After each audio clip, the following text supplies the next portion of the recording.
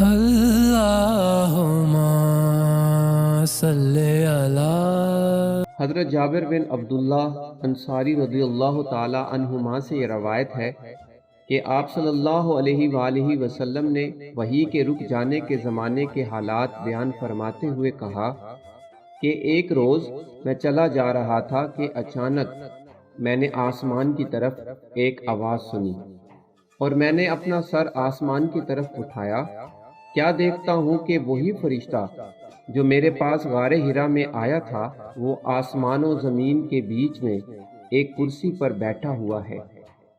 میں اس سے ڈر گیا اور گھر آنے پر میں نے پھر کمبل اوڑھنے کی خواہش ظاہر کی۔ اس وقت اللہ پاک کی طرف سے یہ آیات نازل ہوئی، اے لحاف اوڑھ کر لیٹنے والے، اٹھ کھڑا ہو اور لوگوں کو عذاب الہی سے ڈرا، اور اپنے رب کی بڑائی بیان کر، اور اپنے کپڑوں کو پاک صاف رکھ اور گندگی سے دور رہ۔ اس کے بعد وہی تیزی کے ساتھ پے در پہ آنے لگی۔ صحیح بخاری حدیث نمبر 4۔